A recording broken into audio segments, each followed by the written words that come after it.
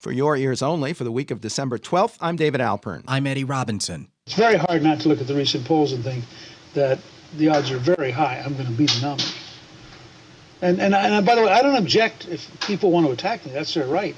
All I'm suggesting is it's not going to be very effective. People are going to get sick of it very fast. And the guys who attacked each other in the debates up to now, every single one of them has lost ground by attacking. This is a make or break moment for the middle class and for all those who are fighting to get into the middle class. With typical immodesty on ABC News last week, Newt Gingrich seized the mantle of inevitability in the GOP presidential race, and he essentially dared all opponents to risk exploiting his manifold moral, ideological, and managerial vulnerabilities. President Obama, meanwhile, combined the old cudgel Congress strategy of Harry Truman with the spirit of economic equity engendered by Occupy Wall Street. For our consideration of pre-election politics and policy on both sides of the aisle, we're joined again by TV commentator Eleanor Clift, also a Newsweek Daily Beast contributor. Welcome back to the program. Thank you, David. Glad to be with you. How do you judge Newt's prospects, and what's the White House view? Well, I think the White House really didn't take him seriously at first, but if you look at the progress of the primaries, he right now, according to the polls, looks likely to finish well in Iowa. He could take a chunk out of Mitt Romney's support in New Hampshire. Then the race moves to South Carolina, which is a very conservative place. And so for Mitt Romney, if you want to be the nominee of the Republican Party, you've got to win somewhere. And now it's looking more likely that Newt Gingrich is going to win perhaps 2 out of 3 of the first contest. You wrote last week that Obama supporters are not about to put their anti-Romney tactics on the shelf. Is that more because they believe Mitt is still their worst enemy, or because they're covertly trying to clear the way for Gingrich as an easier opponent? I think the White House thinks they have a good case against either nominee. And looking at the resources that the Romney campaign has versus the Gingrich campaign, if this is a long nomination battle, a war of attrition, it's more likely that Romney can survive that. So I still think they're expecting it will be Mitt Romney. And I think Gingrich is a target-rich opponent, but as he himself said in the clip that you used to set this up, all of the negative stuff about him is really out there, and it's been out there for years. And so it doesn't seem to be impacting the Republican primary voters. And so Gingrich may be right that people are sick of the attacks, and so he may be a uniquely Teflon person in this current political environment. Do you think that Teflon coating would last into a general election campaign, or would the White House and its supporters be able to jump on things like his manifold moral, marital, and extramarital adventures?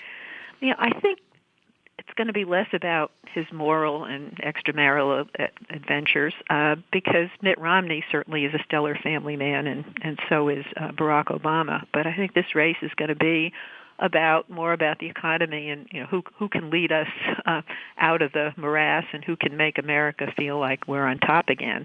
And Gingrich is a man of ideas, and he is not opposed to government. I mean, he wants to use government in positive ways. So I think if he is the nominee, it'd be a very interesting debate. I think Gingrich would have a difficult time appealing to independents and perhaps to women, which is why the Republican establishment is so worried that he will get the nominee, because they see him as a big loser.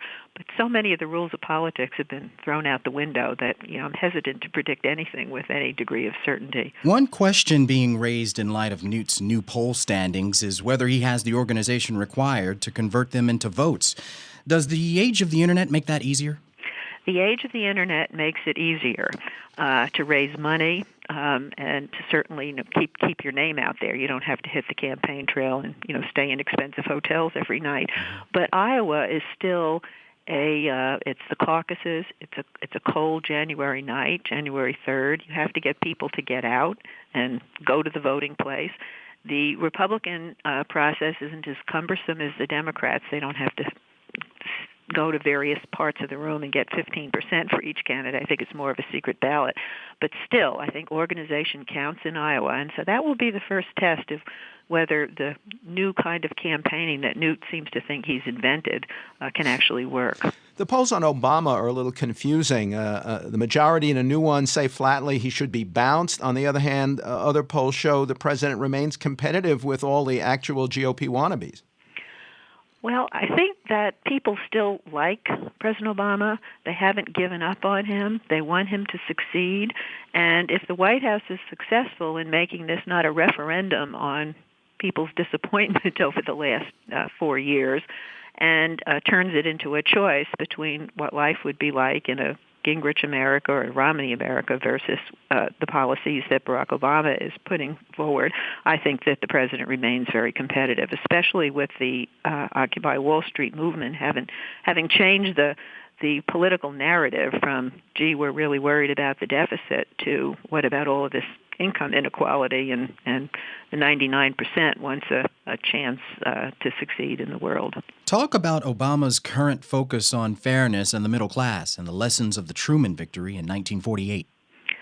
Well, Truman ran against what he called the do-nothing Republican Congress as much as he did his Republican opponent. And that was very successful. And I think this president is really drawing sharp lines between himself and this Republican Congress. And that strategy seems to be working. It's certainly energizing the Democratic base. Democrats are really glad to see this president fighting because they feel that he's been far too conciliatory. And I think he has a good case to make, especially as we go into the holidays and the new year. If the Congress continues to stall the extension of the payroll tax cut and withholds unemployment benefits, at the same time that they will fight tooth and nail, as the president puts it, to protect the tax cuts for the people at the very top. So I think the Republicans basically have managed to stall everything on Capitol Hill, and this is the first time that politically, at least, the president seems to have the upper hand. But he also has been making or avoiding some policy decisions to improve his chances, notably taking a conservative position last week in support of the requirement that girls under 17 get a prescription for the day after birth control pill. Talk about the politics there. Yeah, and the administration is saying they don't want 10 and 11-year-olds having access to this because it's dangerous.